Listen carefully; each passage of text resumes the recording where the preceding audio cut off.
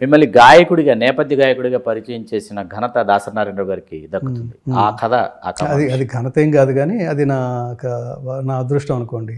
ఈ జీవితంలో వచ్చే ప్రతి అవకాశం మన కాన్ఫిడెన్స్ని పెంచుతుందండి, కాన్ఫిడెన్స్ లెవెల్ని. ఒక వేదిక మీద పాడుతున్నాను, అది పాడుతుంటే ఆ వేదిక మీద నారాయణ రెడ్డి గారు, దాసరి నారాయణరావు గారు వీళ్ళందరూ ఉన్నారు. నారాయణ రెడ్డి గారు ఆపాదమస్తకం పులకించి ఆయన మైక్ దగ్గరకు వచ్చి, ఈ గొంతు సినిమాల్లో ఇప్పటి వరకు వినిపించకపోవడం ఏమిటి, ఈ గొంతుని సినిమాలకు ఎవరైతే పరిచయం చేస్తారో వాళ్ళ అదృష్టవంతులు అన్నాడు ఆయన. ఆయన ఏదో అన్నాడు ప్రేమ కొద్దీ. వెంటనే దాసరి నారాయణరావు గారు లేచి, ఆ అదృష్టవంతుడిని నేనే అన్నాడు ఆయన. వెంటనే అన్నాడు ఆయన. అని నాన్నగారు శ్రీలేఖ సంగీతం, ఆ సినిమాతో శ్రీలేఖ సంగీత దర్శకురాలుగా నేను గాయకుడిగా పరిచయం అయ్యాను. 2 డ్యూయెట్స్ పాడించారు. 2 డ్యూయెట్స్ కోసం నేను క్యాసెట్ కొనుక్కున్నాను. కొనుక్కున్నారా? చుక్కా చుక్కా ఒకటే, ఏదో ఉంది నాలో. భువనచంద్ర గారు రాసిన పాట బాగా హై పిచ్ లో ఉంటుంది ఆ పాట. అవునవును. సో అవన్నీ ఇవన్నీ ఏంటంటే ఒక కాన్ఫిడెన్స్. ఇంకా అక్కడి నుంచి ఏంటంటే బిగినింగ్లో రామారావు గారు, నాగేశ్వరరావు గారు నేను పాడుతున్నప్పుడు వాళ్ళు వచ్చి కూర్చుంటే సాంస్కృతిక కార్యక్రమం ముందు మొదలవుతుంది. అవును, చీఫ్ గెస్ట్లు ఒక అరగంట లేట్గా వస్తారు. వాళ్ళు మాట్లాడుతుంటే నా గొంతు తడబడేది. వీళ్ళు అసలు చాలా గొప్ప వాళ్ళు, వీళ్ళు మన దీంట్లో ఏమైనా తప్పు పడితే ఇట్లా ఈ నెగిటివ్ ఊహలు అనమాట. ఏమైనా తప్పు ఉంటే వాళ్ళు ఏమైనా ఫీల్ అవుతారు, తప్పు ఎందుకు పాడడం అసలు, అలా తొణికిసలాడేది. అది ఎప్పుడైతే వీళ్ళందరి పరిచయం ఏర్పడిందో ఇవన్నీ కాన్ఫిడెన్స్ లెవెల్స్ని పెంచి వాళ్ళు వస్తే ఎక్కువ ఇన్స్పిరేషన్ పొందటం.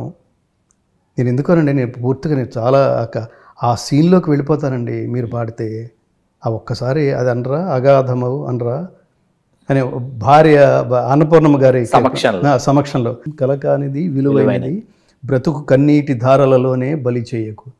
అసలు సాహిత్యాలు చూడండి ఎలా ఉంటాయో. రాయడం కోసం పుట్టారు. ఆ సాహిత్యాన్ని కాపాడే సంగీతమే ఉండేది తప్ప వెనకాల రణగుణ ధ్వని ఉండేది కాదు. సాహిత్యం ముందుండేది, సంగీతం వెనకుండేది పాత రోజుల్లో. ఇప్పుడంతా సాహిత్య లోతుల్ని మీరు ఆస్వాదించలేని స్థితిలో ఆర్కెస్ట్రేషన్ ఉంటుంది. అప్పుడు మ్యూజిక్ ఉంది, ఇప్పుడు మ్యాజిక్ ఉంటుంది, సౌండ్ డామినేషన్. దానివల్ల ఏంటంటే భలే రాశాడు అని మనం తీరుబడిగా అనుకునే అంత వ్యవధి మనకు ఆ సంగీతం ఇవ్వదనమాట. అలాంటి స్థితి ఇవ్వదనమాట. ఏదో ఎప్పుడో ఒకటి మౌనంగానే ఎదగమని అట్లా ఎక్కడో కోట్లలో ఎక్కడో ఒక్కొక్క పాట మనకు అట్లా తగులుతుంటుంది.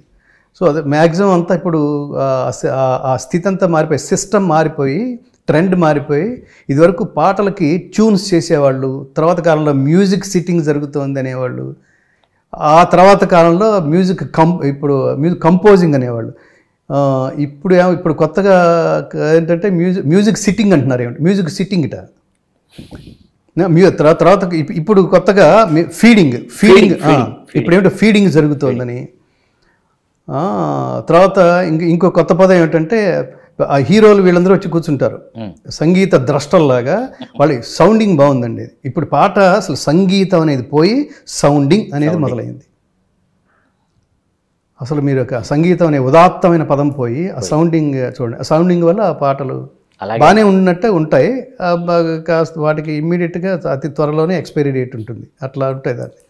రామారావు గారి పాండురంగ మహత్యంతో మొదలైన మీరు నాగేశ్వరరావు గారి అభిమానికి ఎలా మరి? ప్రేమాభిషేకం సినిమా కోసం అసలు టికెట్ల కోసం మీరు వెళ్ళి అసలు ఒక అభిమానిగా థియేటర్కి వెళ్ళి టికెట్ల కోసం పోట్లాడిన సందర్భాలు కూడా తెలుసు. అది ఎట్లా జరిగింది? నిజానికి నేను ఈ పర్టికులర్ వాళ్ళ అభిమాని అనేది ఏముంటుందండి. ఆ సీన్లో నేను లీనమైపోతే అక్కడ అది బాగుంటే ఆ సినిమాకి ఫ్యాన్ తప్ప, ఆ పాటలు అవి బయటకు ఫ్యాన్ తప్ప ఎన్టీ రామారావు గారే ఇంకా వేరే వాళ్ళని ద్వేషించడం అట్లా ఇప్పుడు లేదు. కానీ నేను విమర్శనాత్మకంగా, విశ్లేషణాత్మకంగా చూడడం మొదలెట్టిన తర్వాత నాగేశ్వరరావు గారికి అభిమానిగా మారారు. కారణం ఏంటంటే ఘంటసాల గారి, నేను బేసిక్గా గాయకుడిని కాబట్టి ఘంటసాల గారి పాటని వెండి తెర మీద తనే పాడుతున్న అనుభూతి కలిగజేసిన నటుడు అక్కినేని నాగేశ్వరరావు గారు మాత్రమే. అది ఆయన ముందే చాలాసార్లు చెప్పారు. ఎన్టీ రామారావు గారు యాక్ట్ చేస్తున్నట్టుంటుంది, మీరు జాగ్రత్తగా చూడండి. ఒక ఆలాపన ఏదో అంటుంటే ఇలా అంటాడు, ఆయన గొంతు ఈ పక్కన నరం ఉబ్బి ఆయనే పాడుతున్నాడా?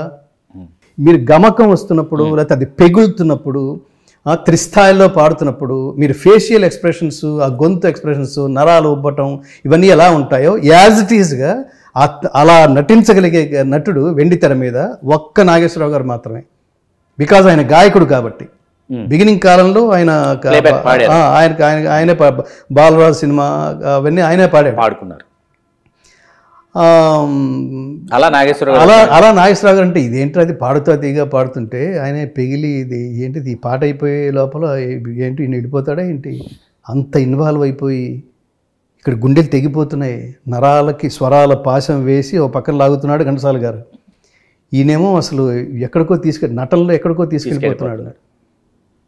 అట్లా చూసామండి. ఆ రకమైన ప్రేమ కానీ నాగేశ్వరరావు గారు ఏది పడితే అది అట్లా ఎప్పుడూ లేదు. అది రామారావు గారు ఏది పడితే అది అట్లా ఎప్పుడూ లేదు.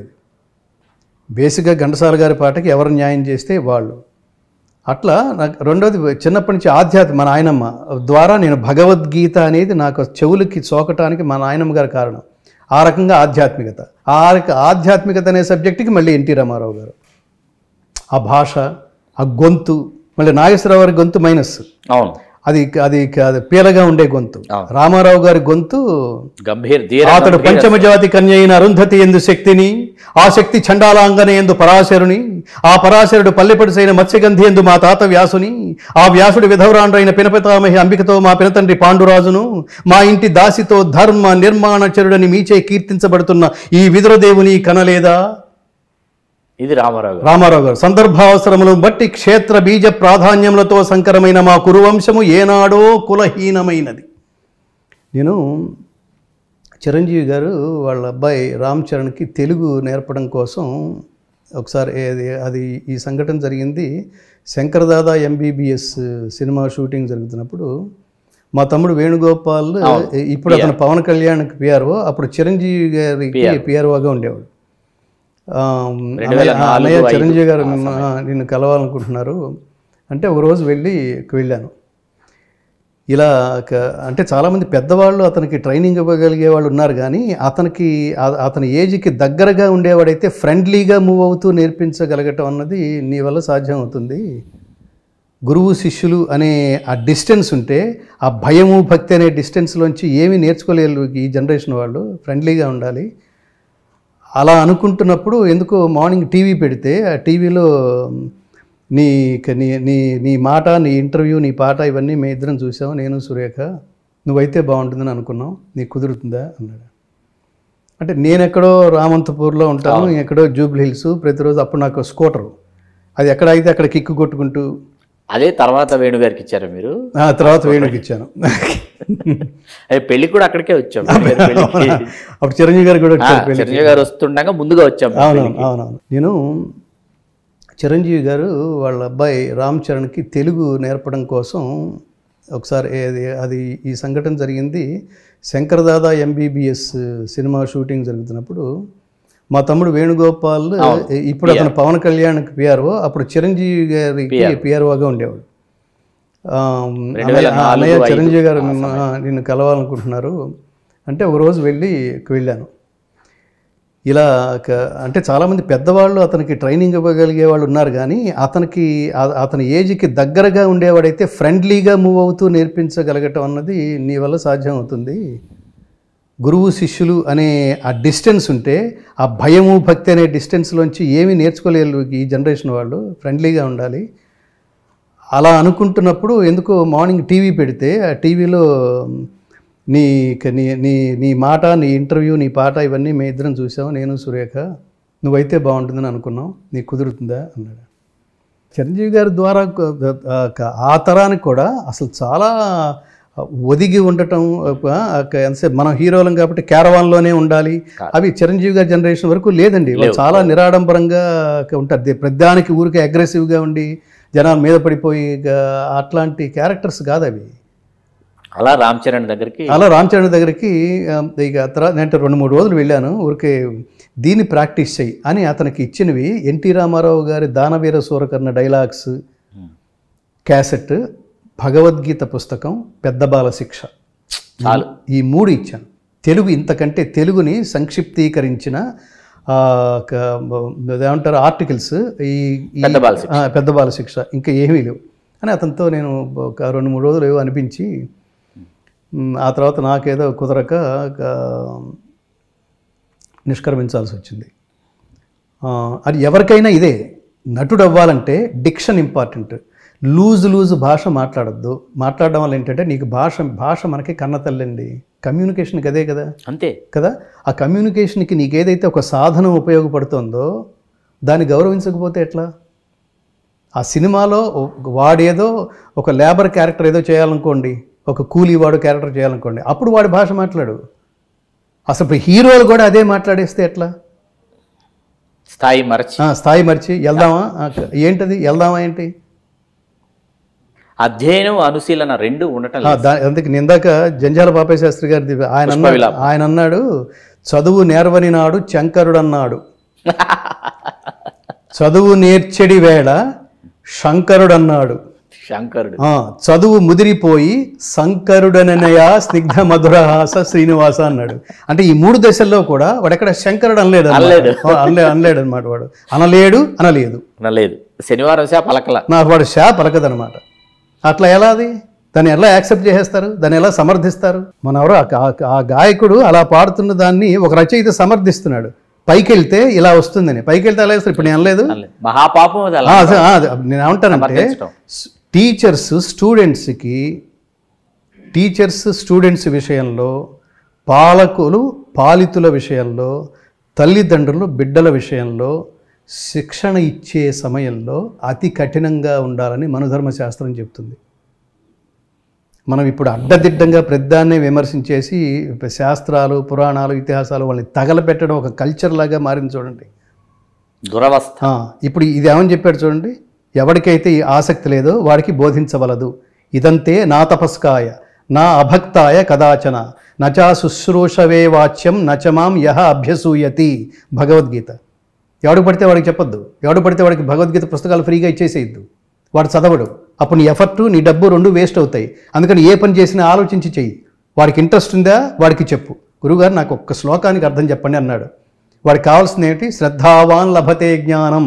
వాడికి శ్రద్ధ ఉండాలి, దాని మీద ప్రేమ ఉండాలి, ఆసక్తిని గమనించి చెప్పేవాళ్ళు ఇదివరకు గురువులు. అవును, ఆ సమయానికి ఏం ఆసక్తి ఉందో వాడు ఖాళీ లేదురా రేపు రాపో అంటే వాడు రేపు రాపో అన్నాడు కాబట్టి ఈడేం గురువు? ఇప్పుడు అదే కదా, ఇప్పుడు అదే గురువులు ఇంటికి రావడం. టీచర్లు మా కాలేజీలో చేరండి అంటే ఈ గురువులందరూ కలిసి స్టూడెంట్లు కొంపలకు వెళ్తున్నట్టు కదా అర్థం.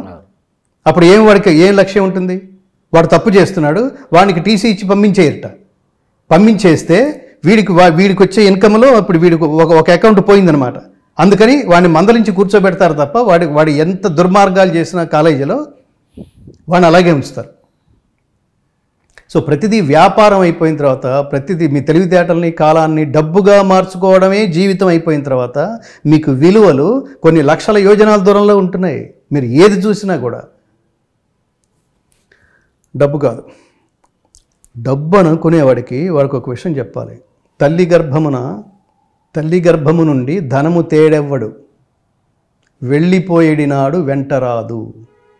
లక్షాధికారైన లవణమన్నమే గాని మేలిమి బంగారము మృంగబోడు.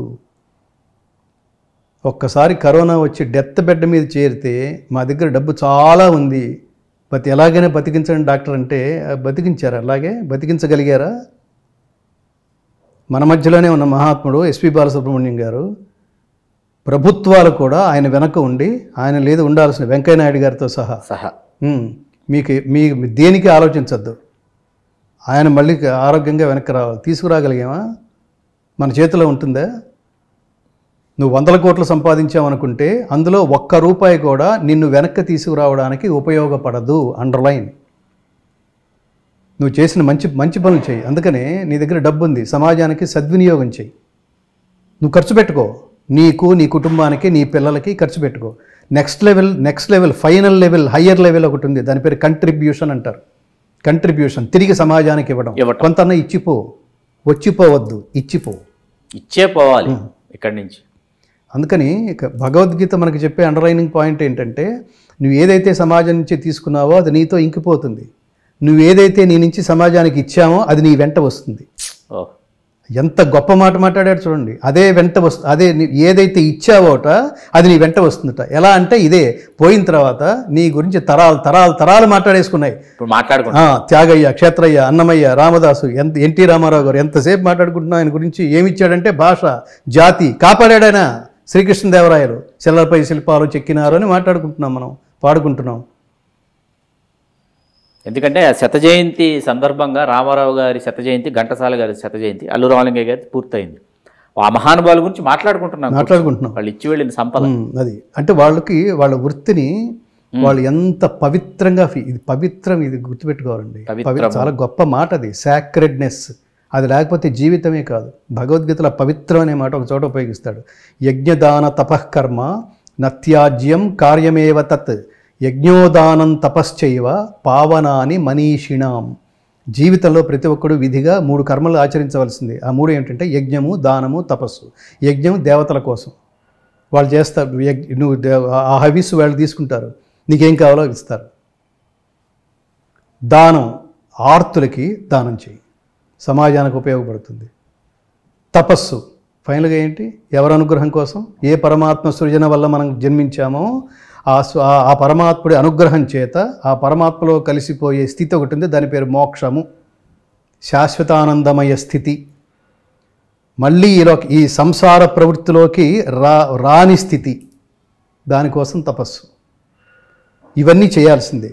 ఈ చేస్తేట మన జీవితాన్ని, మన శరీరాన్ని, మన జీవితాన్ని పవిత్రమునర్చును అంటాడు. పవిత్రం. వాడు మాట్లాడితే ఎందుకు జనాలు అలా వింటారు అంటే వాడు నిరంతరం అదే సాధనలో ఉంటాడు. వాడి దగ్గరికి వెళ్ళక్కర్లా. మీరు చాలా వందల సమస్యలతో ఆయన దగ్గరికి, ఆ తపస్వి దగ్గరికి వెళ్ళి కూర్చుంటారు అంతే.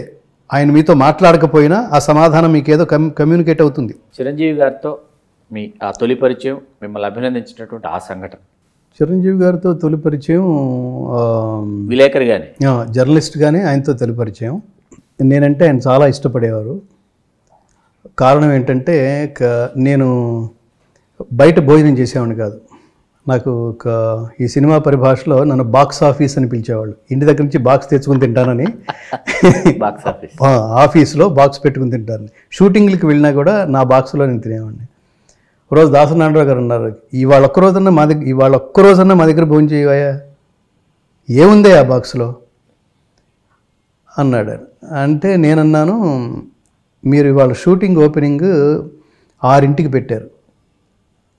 6ంటికి పెడితే మా అమ్మ ఎప్పుడు లేస్తుందో తెలుసా అండి? 4 గంటలకు లేచి 5 గంటలకల్లా అన్నం ఆ బాక్స్లో పెట్టి సిద్ధం చేయకపోతే నేను ఇవాళ షూటింగ్కి వచ్చే అవకాశం ఉండదు. ఇందులో అమ్మ సెంటిమెంట్ ఉంది గురువుగారు అన్న. బా కొట్టేవా, కాస్త ఆవకాయ ముద్ద కలిపి పెట్టి నాకు ముందు. నా బాక్స్లో ఆయన భోజనం చేసిన సందర్భాలు. అట్లా నేను వెళితే బయట ఏమి తినను. చిరంజీవి గారి ఆఫీస్కి ఇంటర్వ్యూస్కి వెళ్ళినప్పుడు, ఆయన కలవడానికి వెళ్ళినప్పుడు, ఆయన పిలిపించినప్పుడు వెళ్ళినప్పుడు, ఆయన బెల్ నొక్కి సురేఖ గంగాధర్ గారు వచ్చాడు తెలుసుగా అనేవాడు. ఆ లోపల నుంచి హార్లిక్స్ అలాంటివి వస్తుండేవి.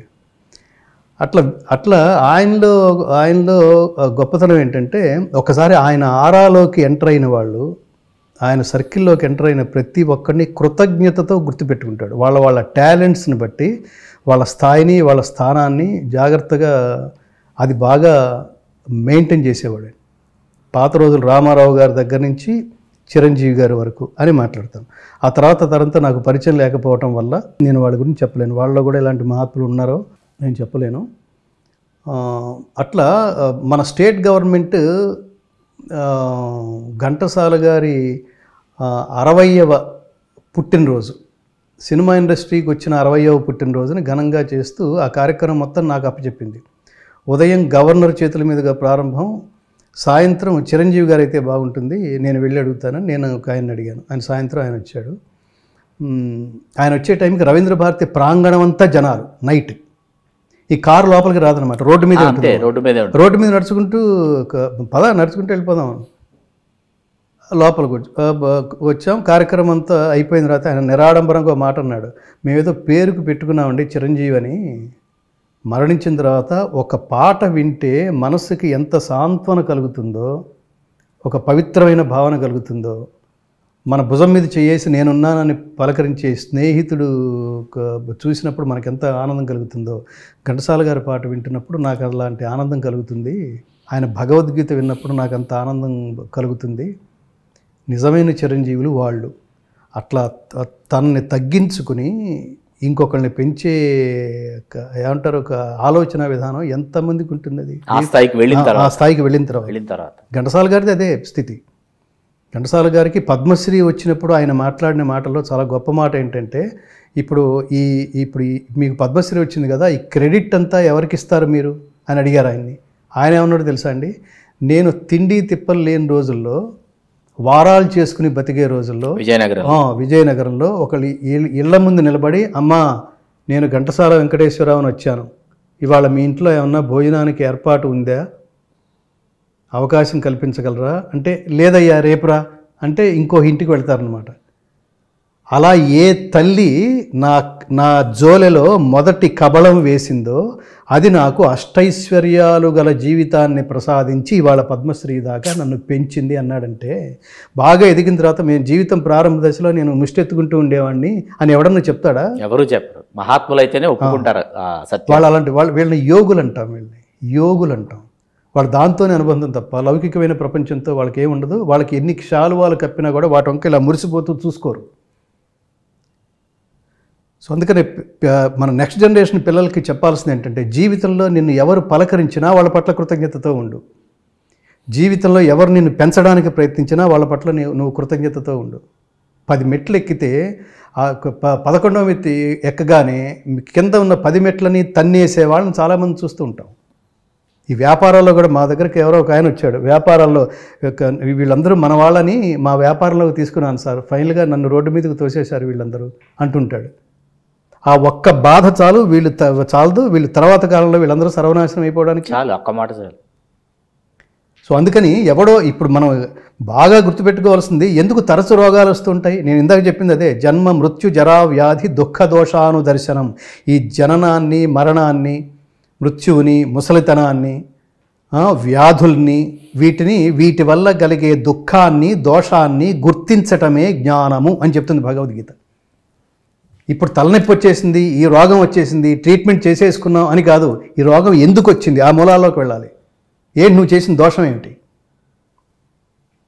సో ఐచ్ఛికంగా కానీ అనైచ్ఛికంగా కానీ అసలు నువ్వు మనసా వాచా కర్మణ ఇంకొకరిని నువ్వు హింస పెట్టడానికి వీల్లేదు. అహింస అంటే అది. అహింసకు ఇంకా గొప్ప అర్థం చెప్పాడు. ఇంకా 5 లెవెల్లో అహింస అంటే అర్థం ఏమిటంటే, నీ తపశ్శక్తి వల్ల నీ సమక్షంలో కూడా హింస జరగదుట. అసలు అది మనం ఊహించలేము. అది నువ్వు హింసించడం కాదు, నీ తపశ్శక్తి వల్ల, నీ అహింస అనే తపశ్శక్తి వల్ల నీ సమక్షంలో కూడా హింస చేయడానికి ఇంకొకటి సాహసించడు. అవన్నీ ఉన్నాయంటే ఉన్నాయి. శంకరాచార్య స్థాపించిన మొదటి పీఠం శృంగేరిలో, ఆయన అక్కడికి వెళ్ళి ఆ పీఠం పవిత్రత, అది ఆ క్షేత్ర మహత్యం ఏమిటో తెలుసుకోవడానికి వెళ్తే, జోరున వర్షం కురుస్తుంటే వర్షంలో పాము తన ఆహారమైన కప్పకి అది కడుపుతో ఉంటే దానికి నీళ్లు పడకుండా, పైన వాన పడకుండా దానికి పడగ పడుతోందట. ఊహించగలమా ఇది? అస్సలు ఊహించలేము. పాముకి ఆహారం కప్ప కనిపిస్తే దానికి అసలు గులాబ్ జామ్ కనిపించినట్టే తినేయాలి కదా. అలా తినకుండా దానికి అది గర్భవతి అని దాన్ని గుర్తించి వర్షం పడకుండా దానికి పడగ పడుతోందంటే ఇక్కడ. అందుకని చాలా చోట్ల మహర్షుల అట్లా ఉంటారు ఆశ్రమాలు, మహర్షుల కుటీరాల్లో కూడా మీకు పులులు కనిపిస్తాయి, సింహాలు కనిపిస్తాయి, పక్కనే లేళ్ళు, ఇవన్నీ కలిసి మేతం వేస్తుంటాయి చూడండి. అంటే వాటి సహజ ప్రవృత్తిని విస్మరించి, మర్చిపోయి, వాటిలో ఉన్న క్రూరత్వం పూర్తిగా పోయి, మా స్వభావం ఇది అని మర్చిపోయి అన్నీ స్నేహపూర్వకంగా ఉంటాయట. దేనివల్ల? తపశక్తి వల్ల. ప్రతి చోట అలాగే ఉంటుంది. నువ్వు లౌకికంతో ఎప్పుడైతే 100% ఉన్నావో నీకు ఎప్పటికీ ఆరా డెవలప్ కాదు. ఇది గుర్తుపెట్టుకోవాలి. అటువంటి వారికి ఆరా డెవలప్ కాదు. అట్లాంటి వారు ఆరా డెవలప్ కాదు. అదే చెప్పేది, స్పిరిచువల్ ఆరానే ఆరా. మెటలిస్టిక్ లైఫ్లో నీకు ఎప్పటికీ ఆరా డెవలప్ కాదు. అలా చిరంజీవి గారు ఆ సభలో తనంతాను అలా తగ్గించుకుని మాట్లాడాడు ఆయన. ఆ తర్వాత భగవద్గీత రికార్డింగ్ అంతా అయిపోయిన తర్వాత 700 శ్లోకాల భగవద్గీత పాడిన అసలు మన దేశంలో మన తెలుగువాడు కావడం చాలా గర్వకారణం మనందరికీ. 700 శ్లోకాలు 7 సంవత్సరాల్లో ఆత్మశుద్ధిగా గానం చేసి తెలుగువాడైన మన గంగాధర శాస్త్రి మన తెలుగు వాళ్ళకి ఏమంటారు పంచిపెట్టిన వరంగా నేను భావిస్తాను అని భగవద్గీత. అది చిన్న విషయం కాదండి అవన్నీ. కారణం ఏంటంటే అసలు మామూలుగా నేనే చాలా కొన్నిసార్లు ఏదో నైరాశ్యం నిస్తేజం వచ్చి సార్ ఇది ఏదైనా బయట చేసి పంపిస్తారంటే నేను ఇప్పుడు హోంవర్క్లు చేయట్లేదండి అని చెప్తున్నా. హోంవర్క్లు చేయట్లేదని చెప్తున్నా. వాడు అక్కడెక్కడి నుంచో ఫోన్ చేస్తాడు, మనం లైటింగ్ అంతా అరేంజ్ చేసుకుని వాడు చెప్పిన మ్యాటర్ నోట్ చేసుకుని అది చేసి మనం కెమెరాలు ఇవన్నీ పెట్టుకుని అద్దెకి తెచ్చుకుని ఒక బయట చేసి వాళ్ళకి పంపిస్తే అది వేసుకుంటారట. అంటే ఏ అనుభూతికి లోన్ అవ్వకుండా ఎట్లా పంపిస్తారు? అది ఏమిటో వాళ్ళు వచ్చి కూర్చుని మేము ఇలా చేసాము గురువు గారు అంటే ఒక ఆనందం. వాళ్ళు మనం ఒక నో అనం అప్పుడు అర్థం చేసుకుంటాం మీకున్న ఆసక్తి ఏంటో. ఇందాక గురు శిష్యులకి ఇదిలాగానే లేకుండా అక్కడ ఫోన్లో చేసి మీరు నా పంపించేయండి 7:30 కల్లా పంపిస్తారుగా అంటుంటాడు వాడు, టైం లిమిట్ పెట్టి. అలాంటిది దీని మీద అప్పటికే అబ్దుల్ కలాం గారు వీళ్ళందరూ ఈ భగవద్గీత విని మాట్లాడింది వారికి పంపిస్తే నేనేం మాట్లాడతాను ఇంత పెద్ద గొప్ప గొప్ప వాళ్ళందరూ అంటున్నాడు ఆయన. ఈయనేదో తక్కువైనట్టు. ఆయన తనంత చాలాసార్లు కోట్ల మందిని ప్రభావితం చేసిన వాడు మామూలు వాడ. రెండోది ఏంటంటే ఎన్టీ రామారావు, నాగేశ్వరరావు గారు, నెక్స్ట్ జనరేషన్ కృష్ణరాజు, శోభన్ బాబు. ఈ మధ్యలోంచి అసలు వాళ్ళందరినీ ఇన్స్పైర్ చేస్తూ ఇతని సినిమా రిలీజ్ అవుతోందంటే వాళ్ళు భయపడుతూ సంబంధం లేని పర్సనాలిటీ వాళ్ళు ఇంకెక్కడో అసలు యాక్చువల్గా క్యారెక్టర్స్ పరంగా చూస్తే వాళ్ళు ఇంకెక్కడో ఉన్నారు. వాళ్ళు రాముడు కృష్ణుడు ఆ స్థాయిలో ఉన్నారు.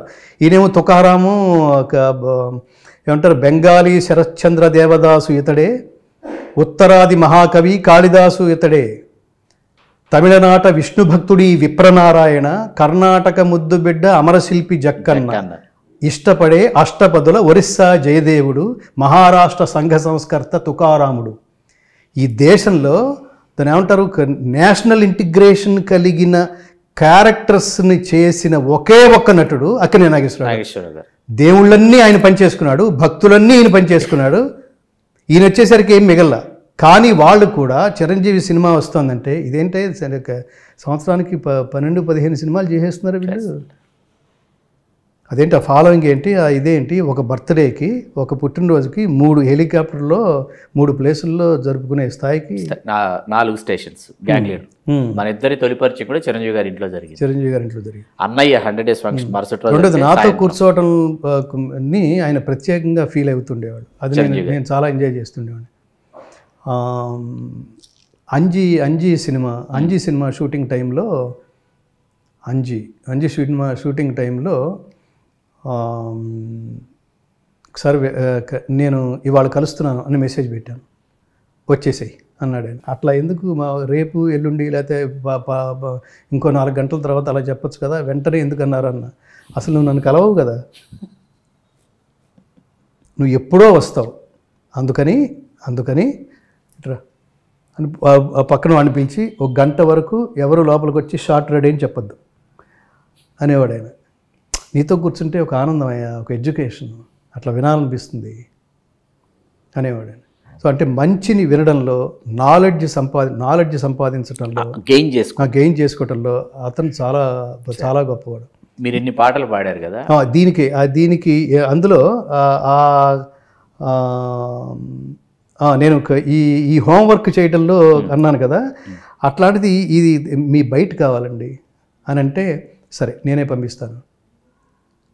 ఆ బయట మీరు చూడండి, దాని మేకప్ వేసుకోవాలి. అవును, ఈ స్పిరిచువాలిటీకి ఇది ఆధ్యాత్మిక సారం, భారతదేశపు ఆధ్యాత్మిక సారం, భారతదేశం ఉనికి. నారాయణ రెడ్డి గారు అంటారు నా దేశం భగవద్గీత, ఒక్క మాటలో తేల్చాడు ఆయన. జ్ఞానాన్ని ప్రపంచానికి పంచిపెట్టిన టెక్నాలజీ ఏమన్నా ఉంది అంటే అది భారతదేశం మాత్రమే. దానికి ఆ సబ్జెక్టు గురించి చెప్పడానికి కాస్త పవిత్రంగా ఉండాలి కదా.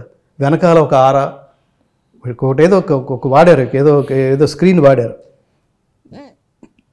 విని ఎవ్వరూ లేకుండా ఆయన ఆ డైలాగ్ ఏదో 2 సార్లు చదువుకుని ఏం అవసరం అండి ఇది, ఆ హోంవర్క్ ఏం అవసరం ఆయనకి ఇవాళకి. అది వాళ్ళు నిజంగా చిరంజీవులే, వాళ్ళు చాలా గొప్పవాళ్ళే. వాళ్ళు మీరు పాడిన పాటల్లోకెల్లా నాకు చాలా ఇష్టమైన పాట చిరంజీవి గారి గురించి మీరు పాడిన పాట. ఫ్యాన్స్ సినిమాలో జేకే భారవి గారు మీ చేత పాడించారు. మొగల్తూరు మగ మహారాజాయ నమః. అది ఉందా మీ దగ్గర? అది దానికోసం వెతుకుతున్నాను సార్. అది నేను మీకు పంపిస్తాను. నాకు కావాలి. అది దీంతో పాటు మీరు అడిగిన దాంతో పాటు దానికి ఏం పెద్ద డిస్క్రిప్షన్ చెప్పలేను కానీ అదే ఒక 2 వాక్యాలైనా. నాగేశ్వరరావు గారి జీవిత చరిత్ర మీద తీసిన సినిమాకి టైటిల్ సాంగ్ నేనే ట్యూన్ చేసి పాడాను. అలాగే చిరంజీవి గారి జీవిత చరిత్రని సినిమాగా తీయాలని జేకే భారవి గారు ఫ్యాన్స్ అనే ఒక సినిమా తీశాడు.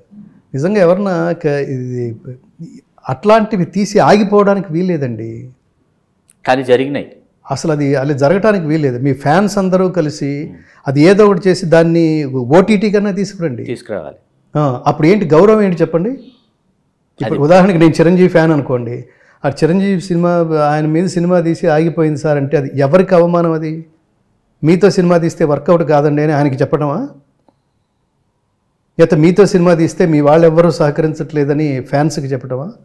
లేకపోతే మీతో సినిమా తీస్తే మాకేదో కొన్ని క్లిప్పింగ్స్ కావాలంటే మీతో ఈ 150 సినిమాలు తీసిన ప్రొడ్యూసర్లో ఒక్క ప్రొడ్యూసర్ కూడా సహకరించలేదంటే ఆయనకి ఆనందమా? హిట్టో ఫట్టో తర్వాత సంగతి, అది మన చేతుల్లో లేదు. కర్మణ్యేవాధికారస్తే మా ఫలేషు కదాచన, ఫలితం పరమాత్మకు అర్పిస్తాం, డ్యూటీ సిన్సియర్గా చేస్తాం అంతే. ఆ భారవ్ అనేవాడు మామూలు వ్యక్తి కాదు. అతను తపస్వి అండి.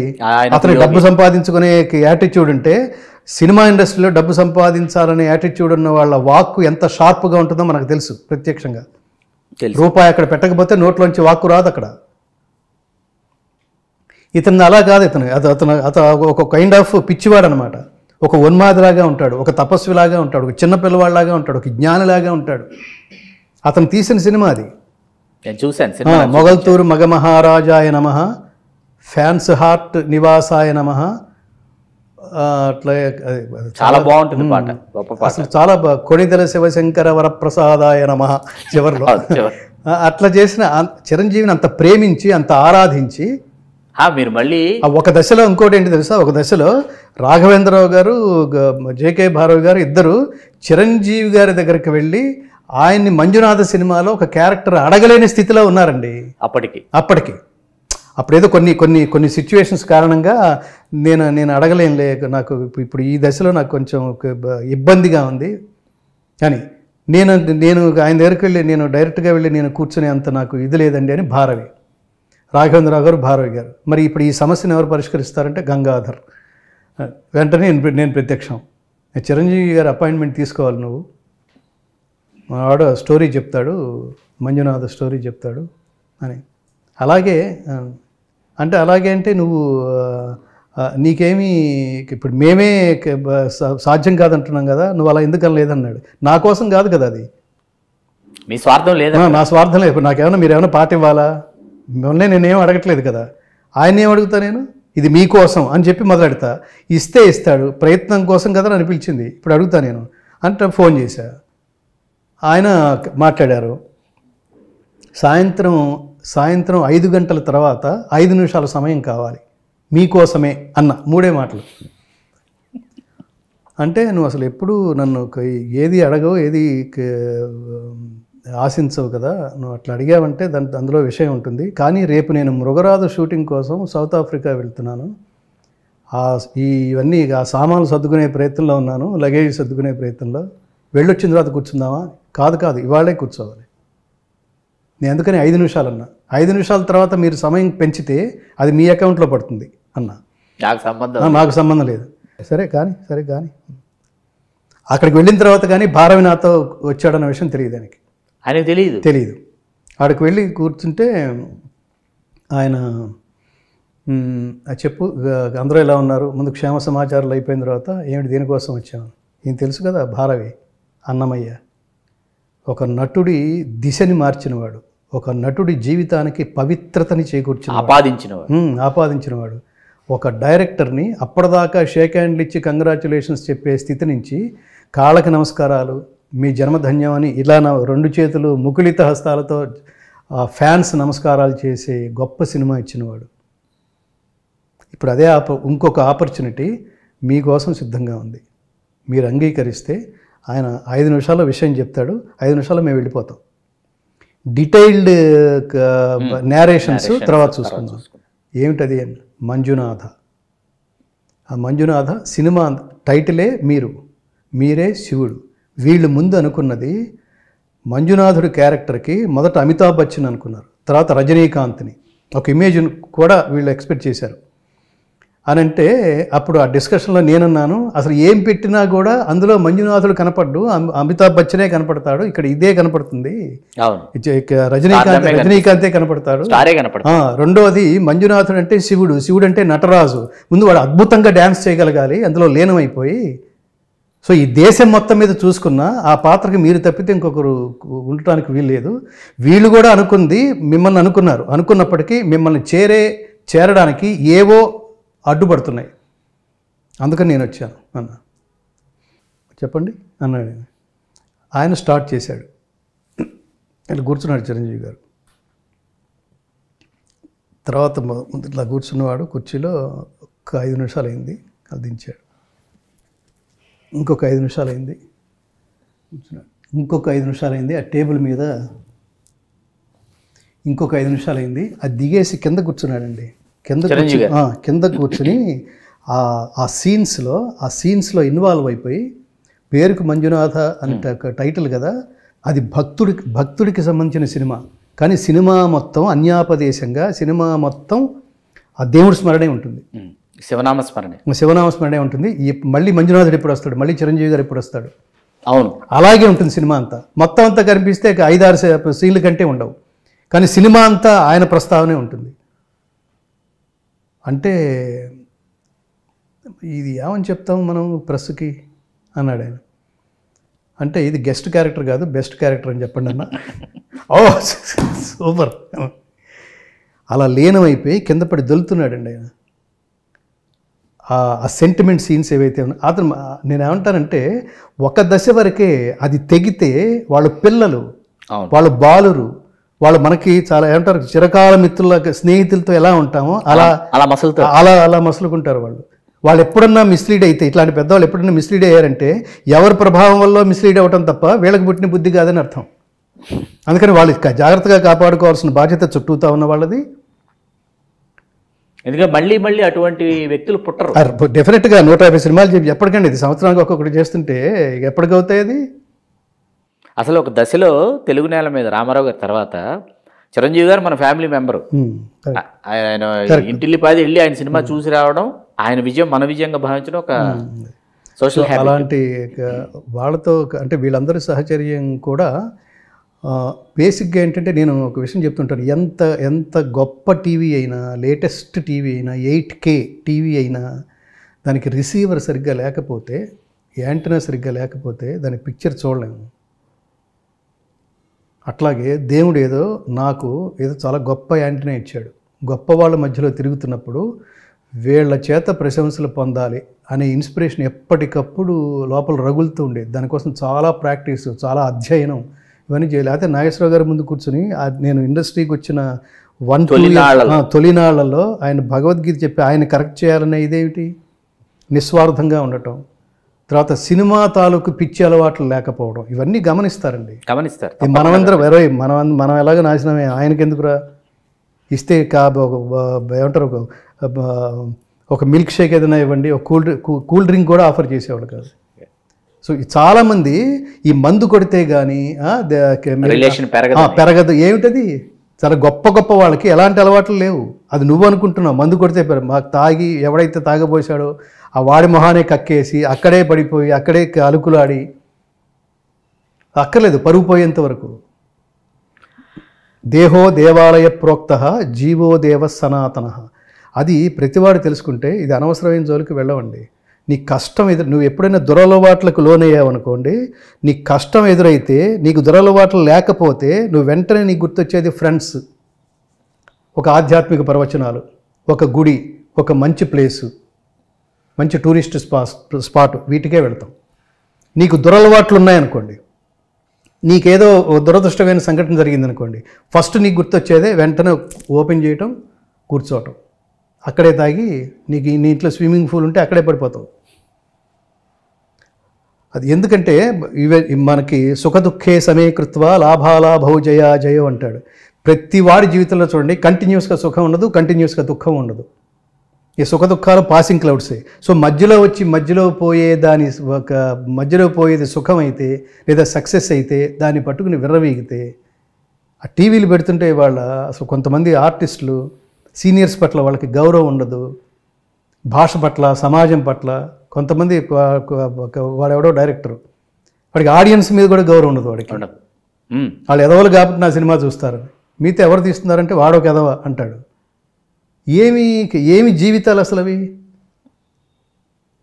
ఉదాహరణకి మనకు ఒక దరిద్రుడు అనుకోండి, ఆ దరిద్రుడు అన్నవాడు వాడి టైం బాగుండి వాడు ఒక ఉచ్చ స్థితిలో ఉన్నాడు అనుకోండి, వీడి ఐడియాలజీ కరెక్టే అనుకుని కొన్ని ఒక 1000-2000 మంది దరిద్రులు తయారవుతారండి. సబ్స్క్రైబ్